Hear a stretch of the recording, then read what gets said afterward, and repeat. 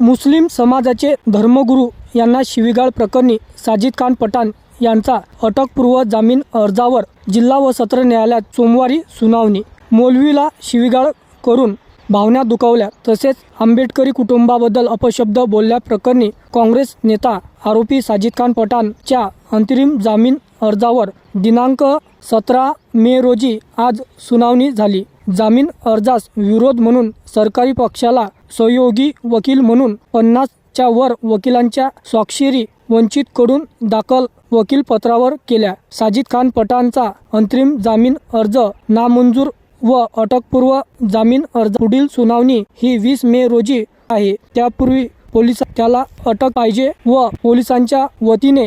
जिल्हा व सत्र न्यायालयाच्या न्यायाधीश श्रीमती शायना पाटील मॅडम यांनी पोलिसांना मागितला आहे, अशी माहिती अकोला जिल्हा सत्र न्यायालयामधील माजी बार असोसिएशन अध्यक्ष ॲडव्होकेट चंद्रकांत वानखळे आणि ॲडव्होकेट MS इंगळे तसेच फिर्यादी गजानन गवई वंचित बहुजन आघाडी अकोला शहर महासचिव यांनी माध्यमाशी बोलताना ही प्रतिक्रिया दिनांक 17 मे रोजी शुक्रवारी दुपारी 4 वाजता प्रसार माध्यमाला दिली आहे। दिनांक 15/5/2024 पोलीस स्टेशन दापकी रोडला साजिद खान पठाण यांनी जो बाळासाहेबांबद्दल अपशब्द वापरून दोन्ही समाजांमध्ये एक सामाजिक तेढ निर्माण करून वाईट उद्देशाने जो त्यांनी शब्दांचा वापर केला, त्या निमित्ताने पोलीस स्टेशन दापकी रोडला विविध सेक्शनखाली 153A 120B 295 504 नंतर गुन्हा दाखल झाला आणि त्यानंतर साजिद खान पठाण यांनी आज जिल्हा व सत्र न्यायालयामध्ये अंतरिम जामीन मिळण्याकरता अटकपूर्व जामीन मिळण्याकरता जो अर्ज दाखल केला, त्यावर आज आम्ही आक्षेप घेऊन विद्यमान न्यायालयाने दोन्ही पक्षांचे म्हणणे ऐकून साजिद खान पठाण यांना अंतरिम जामीन जो आहे हा नामंजूर केला आणि जो पोलीस स्टेशन दापकी रोड व SP यांच्याकडून जे साजिद खान पठाण यांच्या विरुद्ध असलेले गुन्ह्यांचा तपशील मागितला आणि 20 तारखेला या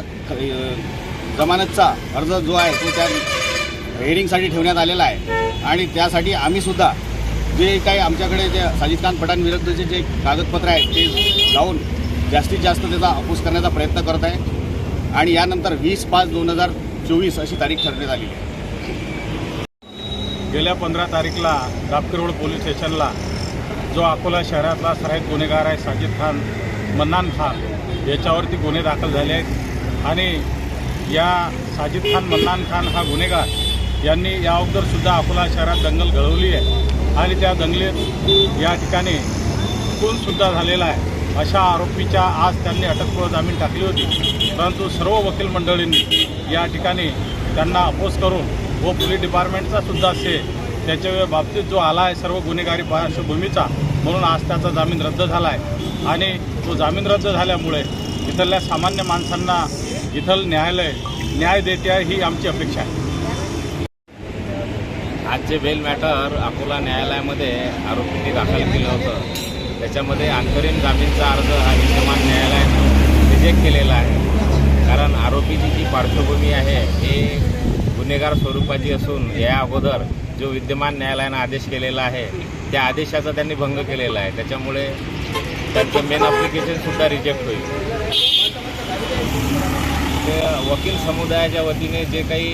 वंचित बहुजन आघाडीचे जे अधिवक्ता आहेत त्यांनी सगळ्यांनी वकीलपत्र दाखल केलं, वकीलपत्रावर सह्या केल्या, असे जवळजवळ 40 ते 50 लोकांच्या सह्या आहेत त्याच्यावर। सदर प्रकरणामध्ये जो आरोपींनी बेल अर्ज दाखल केला त्या अर्जाला